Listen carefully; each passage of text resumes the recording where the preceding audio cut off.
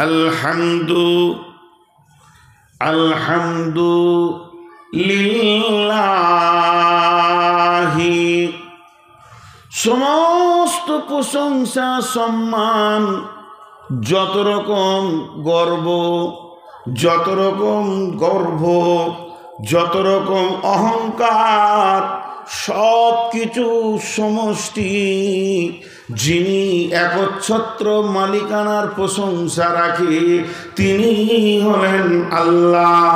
লিল্লাহি আলহামদুলিল্লাহি, সেটা আল্লাহর জন্যে হবে, অন্য কারোর জন্যে হবে না।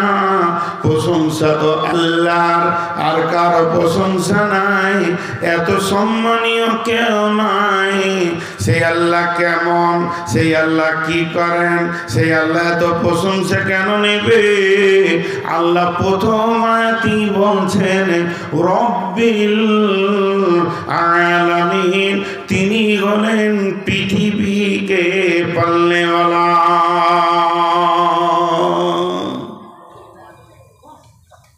মালাকুম, কি হলো রে ভাই, সব পালাইছে কেন?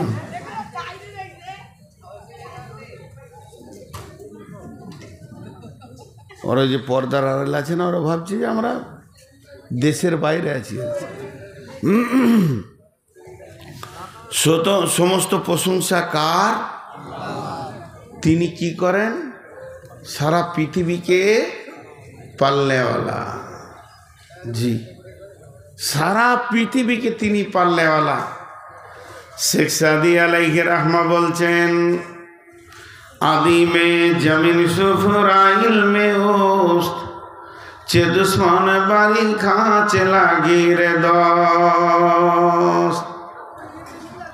মা আমার, বোন আমার, যদি আমার কোনো বেটির বিয়ে হয়নি, কোনো বৌদ্ধ পুরুষ হালাল পুরুষ তার কাছে আসেনি, তার স্বামী নাই, যদি সন্তান হয়ে যায়, ওই মেয়েটি পৃথিবীতে মুখ দেখাতে পারবে না। কারণ এটা আল্লাহর হাত করেননি, সে নিজে এমন একটা কাণ্ড ঘটিয়েছে, মান সম্মান হারিয়ে ফেলবে। কিন্তু ওটাই আবার আল্লাহ বানালেন। মারিয়ামের পেটে পিতা ছাড়া পুত্র দিলেন, সারা পৃথিবীতে তার প্রশংসার ঝড় উঠে গেল। তিনি আল্লাহ এমন, তিনি যা করে তা সাজে, যা করেন তা মানাই। অতএব আমার রব সারা বিশ্বকে পালনেওয়ালা।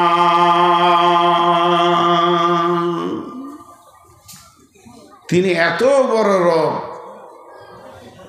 তিনি সব। জি, আজকে দেখেন আল্লাহর কাজ আর আমাদের কাজ। আপনার বাড়িতে আমি খেতে গেছি বা আপনি আমার বাড়ি গেছেন, একটা দস্তরখানা দিয়ে খানচাতে বিরিয়ানি দিলাম, মুরগির মাংস, গরুর মাংস আর ডিমের ভাজি, গোটা বিরিয়ানিটা ঘি দিয়ে তৈরি, খুব দামি খাবার দিয়েছি। কিন্তু ওই খাবারের পাশে যদি এতটা কপ দেওয়া হয়, পোঁটা খেতে পারবে কেউ? ছুঁড়ে ফেলে দেবে। এতটুকু সহ্য করবে না। যদি আধ হাত দূরেও দেওয়া হয়, এক হাত দূরেও দেওয়া হয়, পৃথিবীর মানুষ খাবে না, এটা মানাবে না। নবসম্বন্ধী হলে তো বিয়ে হবে না, এমন ভেজাল লেগে যাবে। কিন্তু আমার রবের প্রশংসা দেখেন, এটা হলো আমাদের এমন একটা দরজা, যেদিকে মাছ মাংস ফল ফ্রুট ব্রানি, যেদিকে আপনার কিনা চপ গরম গরম মিষ্টি রসগোল্লা ঢুকছে, তারই কোয়ার্টার ইঞ্চি ওপরে, 1 ইঞ্চি হবে না, 1/2 ইঞ্চি হবে না, তার থেকে কম ওপরেই ফুটার ফ্যাক্টরি বানিয়েছেন আমার রব। যদি আপনার আমার সর্দি হয়ে যায়, নাকটা গড়গড় করবে, মুখ দিয়ে তারপরও খেয়ে যাবে, পৃথিবীর কারো ডিস্টার্ব হবে না। তিনি হলেন বিশ্বকে পালনেওয়ালা। এটা এখানে কেন দিয়েছেন আল্লাহ? এটা পেছনে দিলে ভালো হতো না? খারাপ জিনিস যা হতো ওই দিকেই ঘড় ঘড় করে চলে যেত।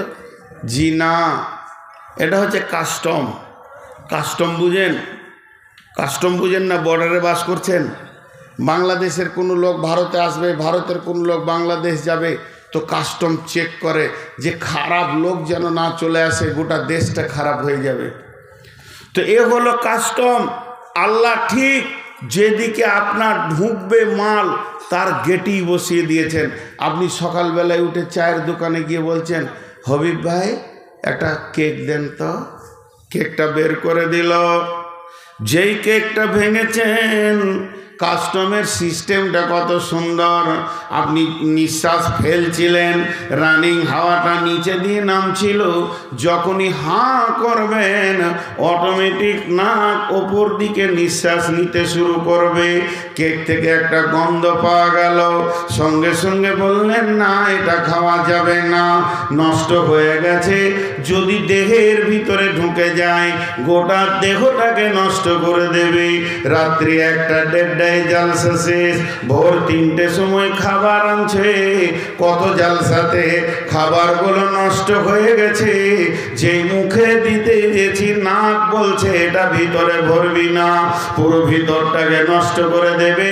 তো আমার রব কত কারিশমা, যেন আমার বান্দার ভিতরে নোংরা পচা না চলে যায়।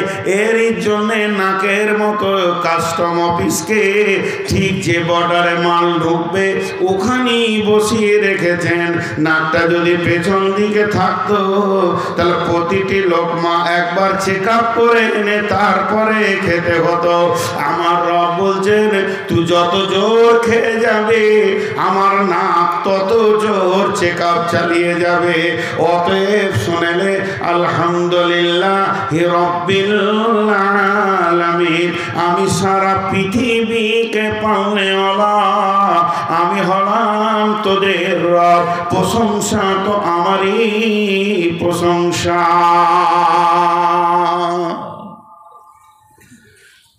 বুঝে এলো? হ্যাঁও বলছে না, নাও বলছে না।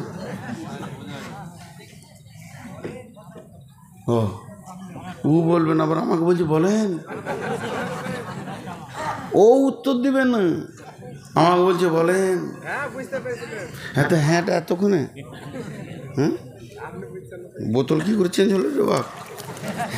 এখানে জাদু মন্ত্র হচ্ছে নাকি?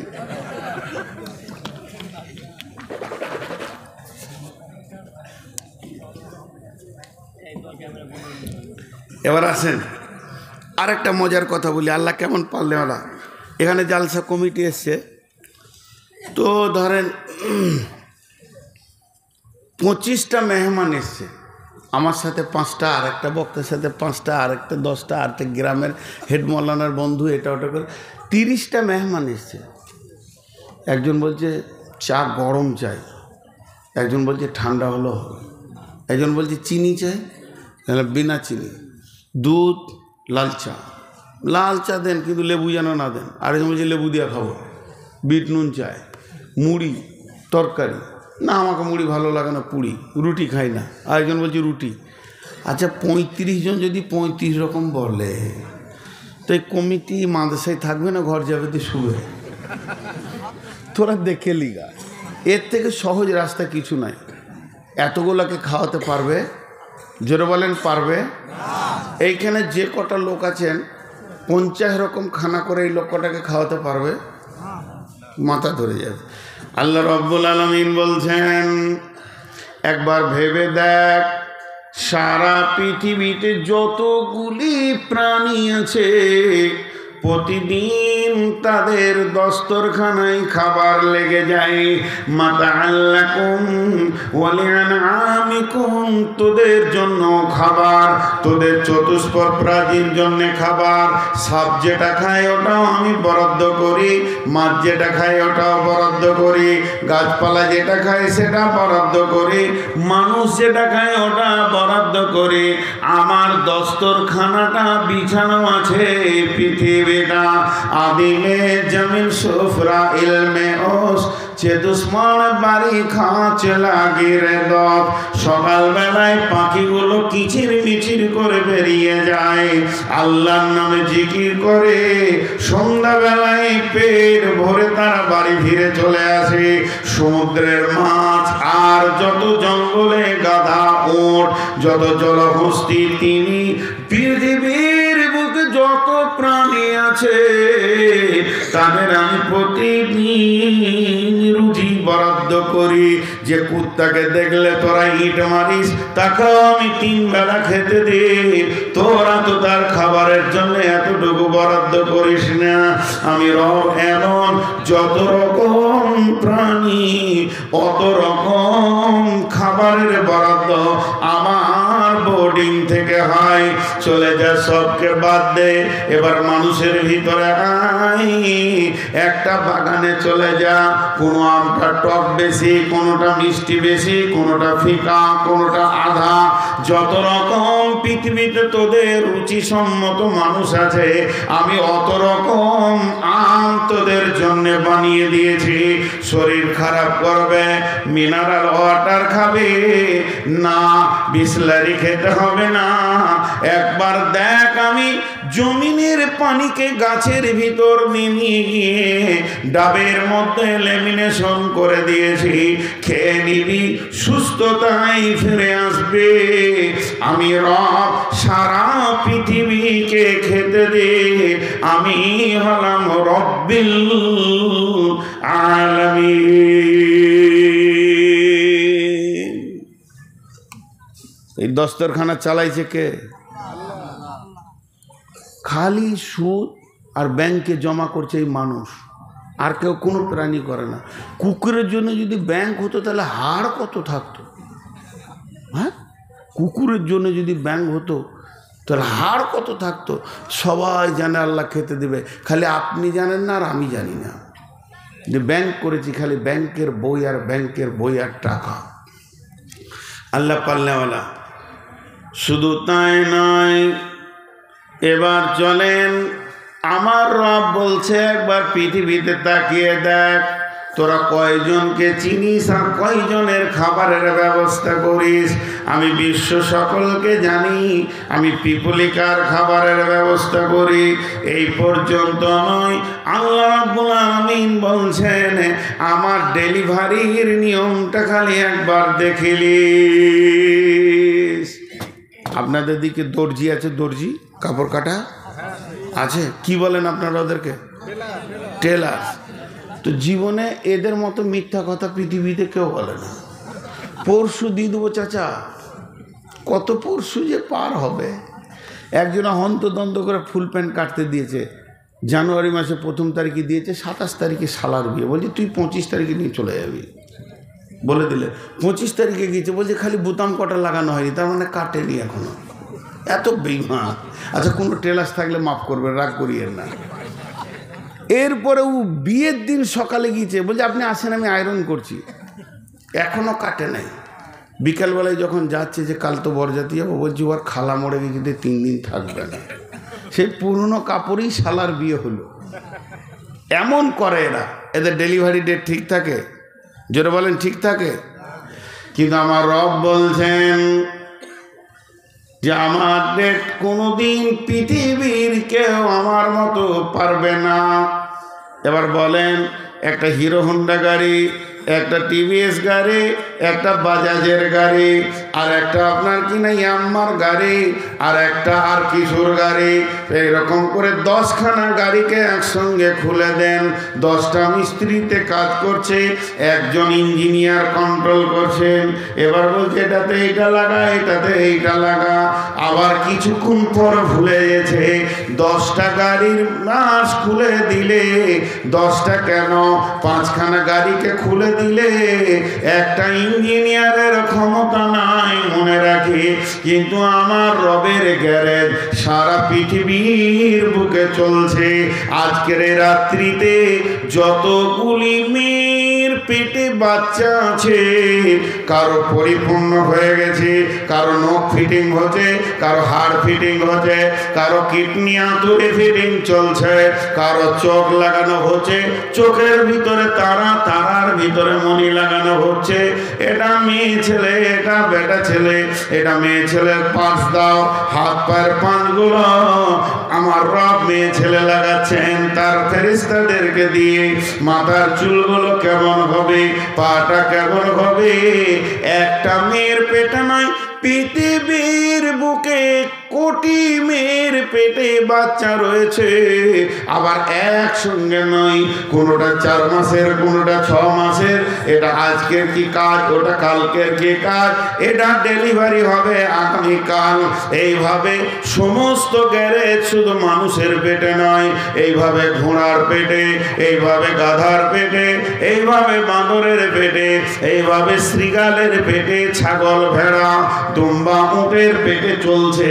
শুধু তাই নয়, মাছের যত ডিম আছে তাদেরও চলছে। এটা বোয়াল, এটা শোল, এটা কাতল, এটা রুই, এটা বিরিক। অমনি পাখির পেটে চলছে, তাদের ডিমের ভিতরে এটা টিয়া, এটা লাল ঠোঁট দাও।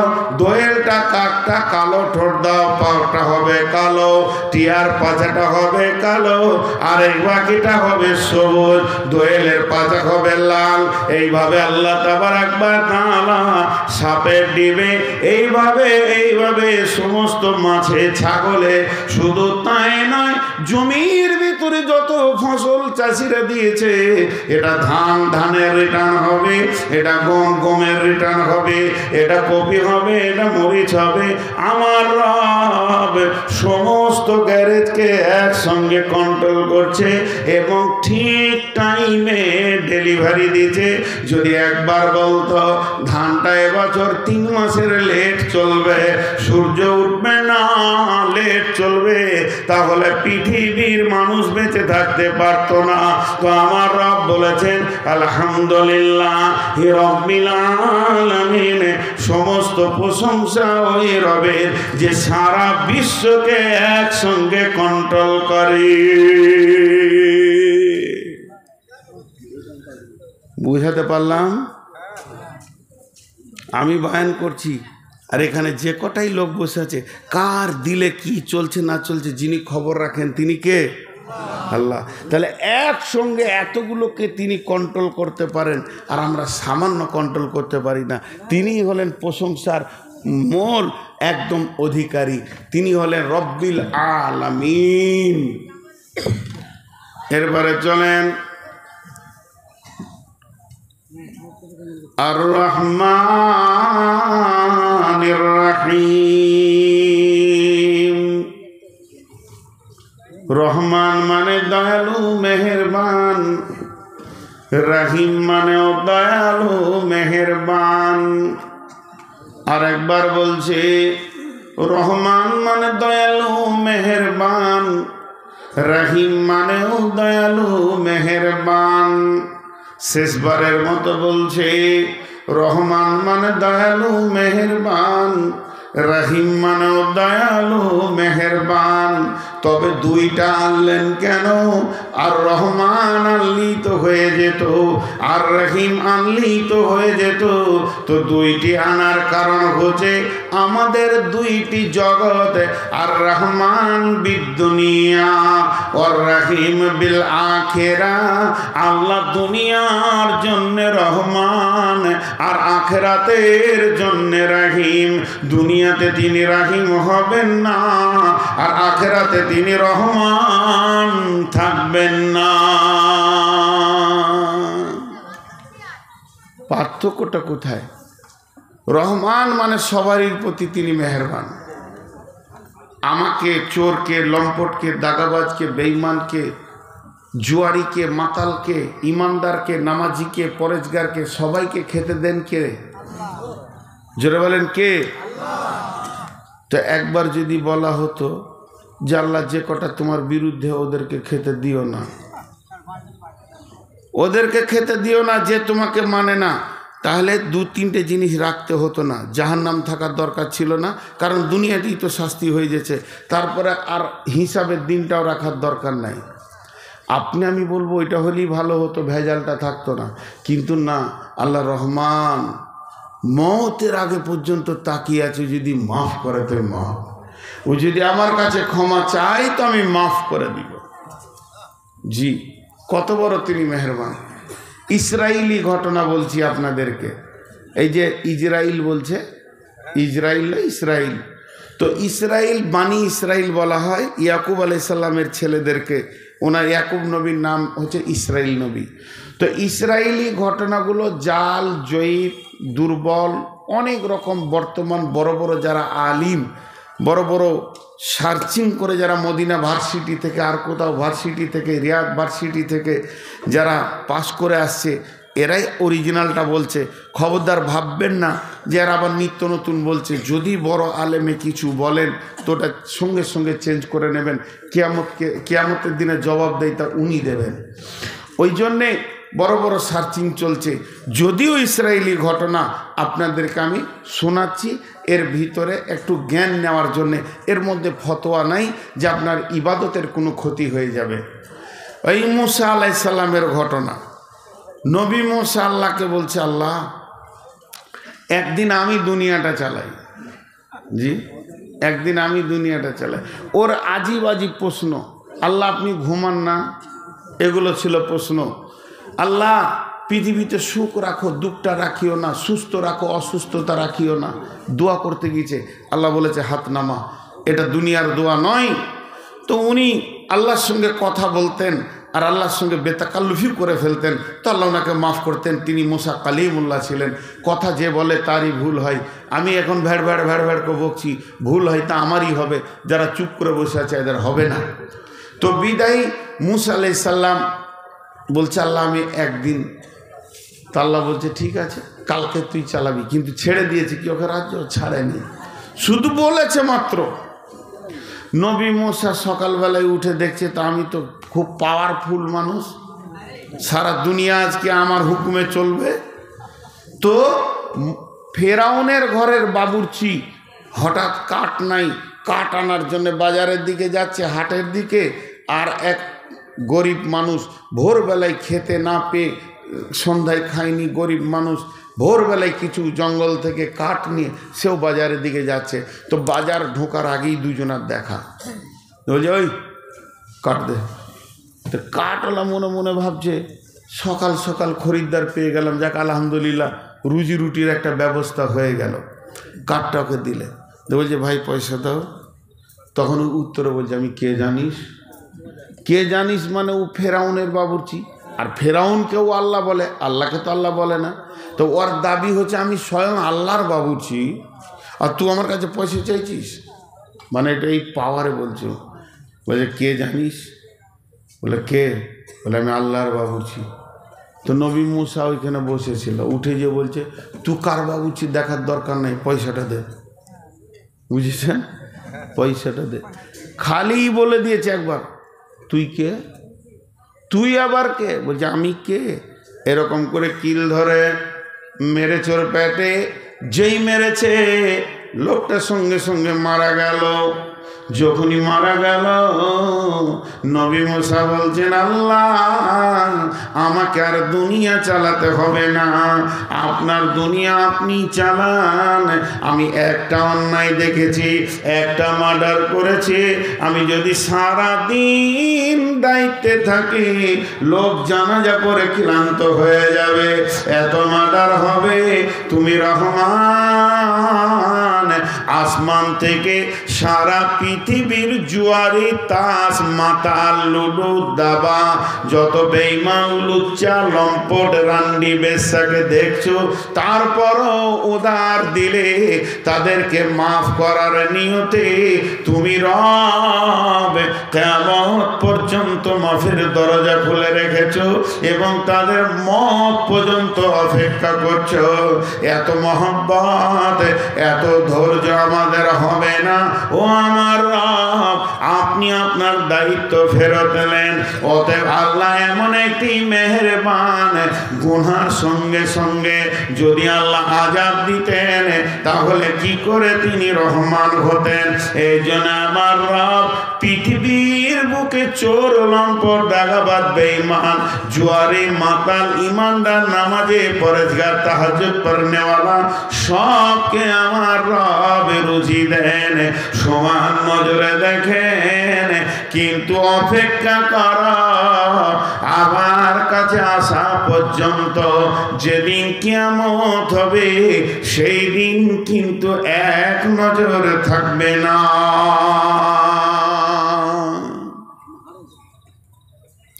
জি, সেই দিন এক নজর থাকবে না। সূরা আনফালের মধ্যে আছে ওয়ারিজকুন কারিম। এর উপর আমার একটা 2 মিনিটের তফসির আছে, দেখবেন 2-3 মিনিটের। রিজকুন কারিম কাকে বলা হয়? সম্মানী রুজি। ইমানদারের জমিতে যতটা গম, ধান, চাল, বেঈমানের জমিতেও অতটাই গম, অতটাই আলু।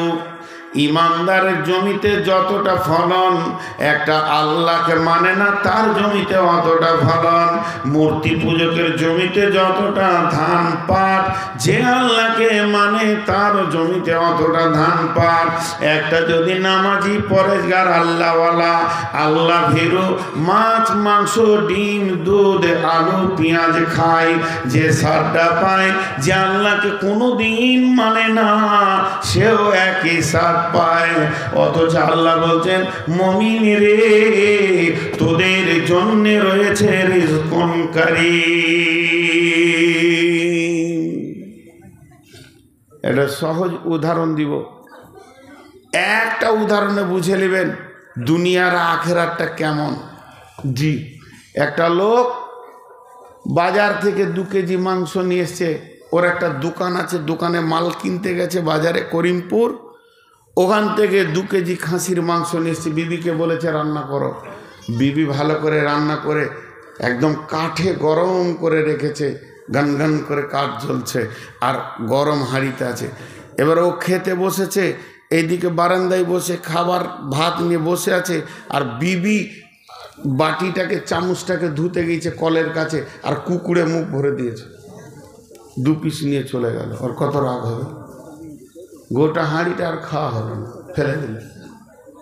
শেষ, কুকুরে মুখ দিয়েছে, তোর রাগ আর মিটছে না। বৈকাল বেলায় যখনই দোকানটা খুলেছে তো দেখছে কুকুরটা দোকানেই বসে আছে। যাকে দেখতে না পারি তার চলন বেকা, তার সঙ্গে সদাই দেখা। তখনও বসে আছি, সঙ্গে সঙ্গে দোকানের খিলটা হুঁড়কাটা, 3 জামের বাটাম, 2.5 বাটামটা রেডি করলো। একটা ব্রিটানিয়া কোম্পানির দামি 100-150 টাকার দামের রুটিকে বের করলো, আর রুটিটাকে কুকুরটাকে দেওয়ার জন্যে। তখন ছোট ছেলেটা এসে বলছে, আব্বা আমি রুটি নিব। একই রুটি 2 ভাগ করে অর্ধেক ছেলেকে দিল, অর্ধেক কুত্তাকে দিল। এখন আপনারা বলেন ছেলেটা কুত্তা না কুত্তাটা ছেলে? কারণ একই রুটি, একই কোম্পানি, একই স্বাদ, একই লেভেল, একই দাম, একই বেকারি, একই ফ্যাক্টরিতে তৈরি, কিন্তু নিয়তটা আলাদা। ছেলেটাকে দিচ্ছে মহব্বতের ভিতর থেকে, আর কুত্তাটাকে দিচ্ছে কেন? রুটি খেতে আয়, বাটাম ধরে রেখেছি, 2 কেজি খাসির মাংস, সুদ আসল সব বুঝে নিব। এটা হলো নিয়ত। আল্লাহ তাবারক ওয়া তাআলা সারা বেঈমানদেরকে পৃথিবীতে সুখ দিচ্ছে কেন? যে একবার কিয়ামতের মাঠে এসে দেখ, সুদে আসলে বুঝিয়ে দেব। আমার খাবে, আমার চলবে ফিরবে, আর আমার বিরুদ্ধে কথা বলবে, আর ইমানদারদেরকে রুজি দেয় ওই ছেলেটার মতো। অতএব সারা বিশ্বকে যিনি বর্তমান পালনেওয়ালা, যিনি আগামীতেও পালনেওয়ালা, যিনি পেলে আসছেন, তিনি হলেন সমস্ত ক্ষমতার মালিক, তিনি হলেন আর রহমান। সে আল্লাহ হচ্ছে মেহেরবান।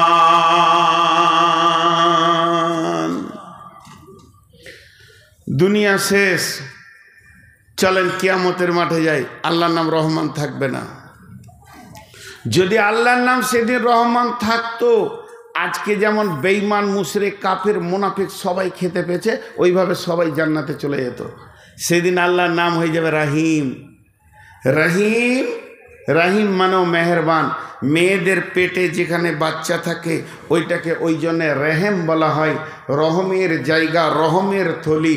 সেটা ভালো নাম হচ্ছে জরায়ু বাংলাতে বলে, কিন্তু ওটা আরবিতে বলে রেহেম। রেহেম মানে বাচ্চার থলি। কেন? আপনার গ্রামে একটা 1.5 বছরের ছেলে আছে, ছেলেটা যেদিন জন্ম নিয়েছে মা দেখেনি, মা মারা গেছে। আবার সেই দিনই বৈকালে বিয়ে করে এনেছে, 1 বছর পর তার সন্তান হয়েছে। এই ছেলেটার বয়স 2 বছর, আর ওই ছেলেটা বয়সে 1 বছর থেকে 1.5 বছর। দুইটি ভাই একই সঙ্গে, মা একটা মারা গেছে। 2 বছরের ভাইয়ের মা নাই, আর 3 বছরের ভাইটার মা নাই, কিন্তু 1.5 বছরের একটা মা আছে। এইটা হলো ওর সৎ মা, কিন্তু বাপ একটা, শুক্রাণু একটা, রক্ত একটা, পিতা একটা, সব সিগনেচারে 2 জন বাপের নাম এক লিখবে। কিন্তু বন্ধুরে, মা হলো 2টা, একটা এর পেটে হয়েছে, রেহেমে হয়েছে, আর একটা অন্য জনের পেট থেকে হয়েছে।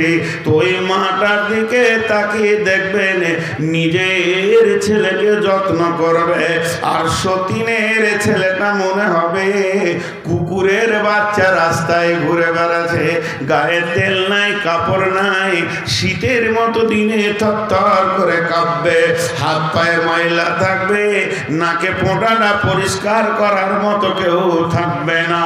কারণ একটাই, ওর পেটের যেটা ডেলিভারি, বাপ এক হতে পারে, ওর প্রতি যে মহব্বতটাও দেখায়, আর একটার প্রতি সেই মহব্বত দেখান না।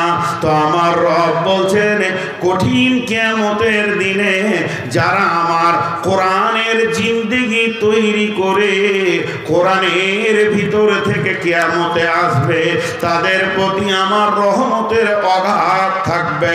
তাদের কষ্ট দেখতে পারবো না, তাদেরকে জাহান্নামে দিব না। কিন্তু যারা আমার দিনের বাইরে থেকে আসবে, দিন মানবে না, আমাকে সাজদা করেনি, মুনাফিকি করেছে, মুশরিকি করেছে, কঠিন কিয়ামতের দিনে তাদের উপরে আমার রবের কোনো মায়া থাকবে না। সেই দিন আল্লাহ রাহিম হয়ে যাবেন। খালি ইমানদারদের উপরে মহব্বত দেখাবে, বেঈমানদের উপরে কোনো মহব্বত থাকবে না।